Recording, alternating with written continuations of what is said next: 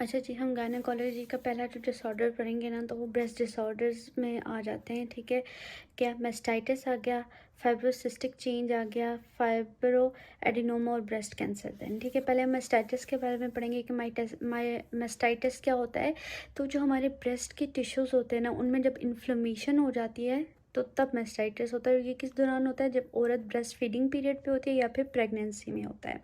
Basically एक bacteria है जिसको हम कहते हैं स्टेफाइलो कोकस ऑरेज। ठीक है, जो कि बच्चे के फेरिंग्स से ये बैक्टीरिया जो है ना, वो निपल डक्ट के अंदर एंटर होता है और फिर ब्रेस्ट टिश्यूज़ की इन्फ्लेमेशन करवाता है।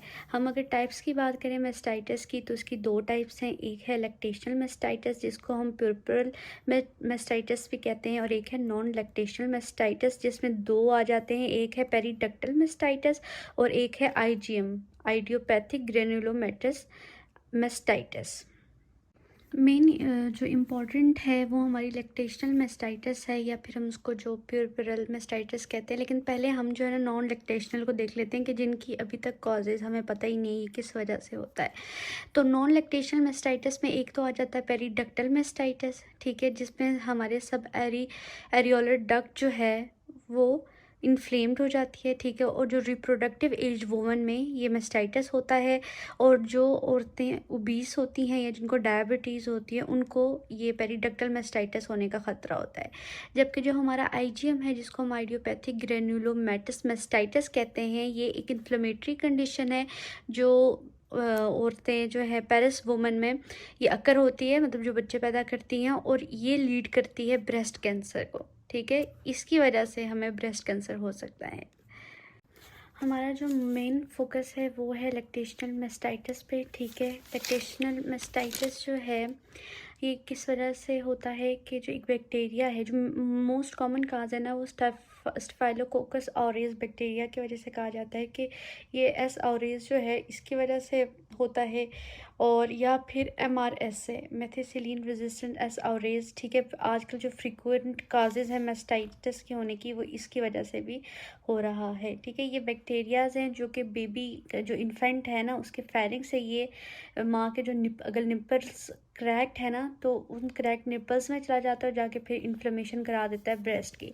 अगर हम रिस्क फैक्टर्स की बात करें, ठीक है, किस वजह से या किन किन लोगों को हो सकता है ये लैक्टेशनल मेस्टाइटिस, तो जिनकी कोई मेस्टाइटिस की पुरानी हिस्ट्री रही हो, जिनके निपल्स क्रैक हों, या फिर मिल्क की जो डक्ट्स हैं वो सही तरह से ड्रेन ना हुई हों, माँ जो है वो स्ट्रेस ले रही हो या सही तरह सो ना रही हो, या फिर वो टाइट फिटिंग ब्रास पहन रही हो, या तो वो अपनी निपल्स पर anti fungal nipple creams use करती हो, तो उस वजह से भी हमें औरतों को लैक्टेशनल मेस्टाइटिस हो सकता है।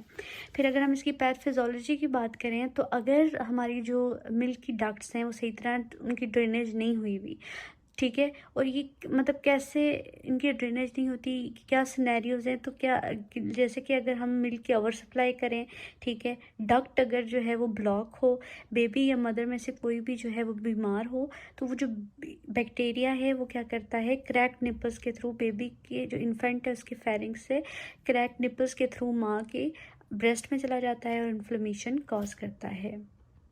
अच्छा जी, अब हम अगर हम उनके सिम्टम्स की बात करें, तो पहले अगर हम इनकी हिस्ट्री लेंगे तो हम उनके सिम्टम्स पूछेंगे।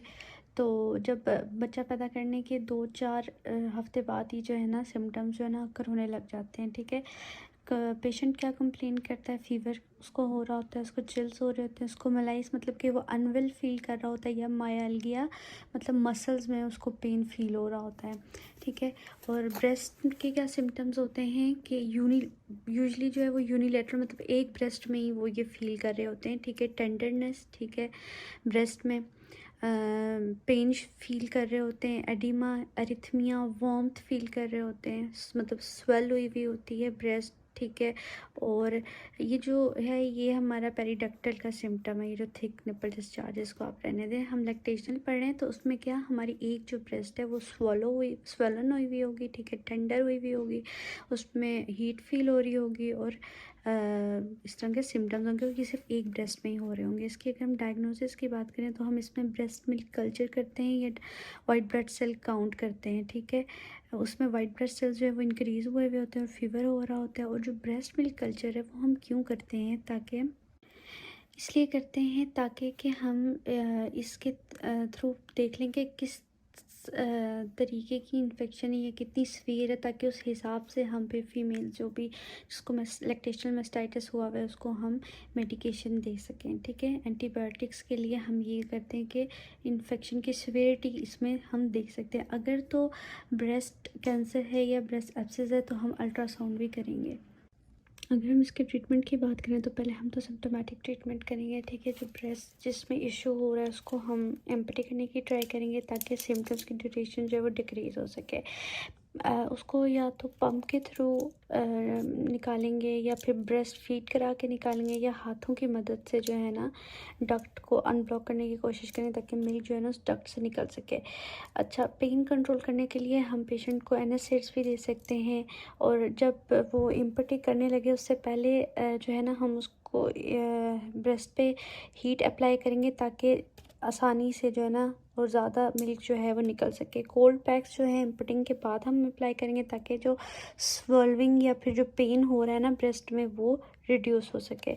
उसके अलावा हम उसको एंटीबायोटिक्स देंगे, पेनिसिलिन रेजिस्टेंट एंटीबायोटिक्स जिसमें आ जाता है डिक्लोक्सासिलिन या फिर सेफेलेक्सिन, ये एंटीबायोटिक देंगे हम उसको। ठीक है, उसके बाद अगर तो एमआरएसए का रिस्क फैक्टर नहीं है तो हम ये देंगे।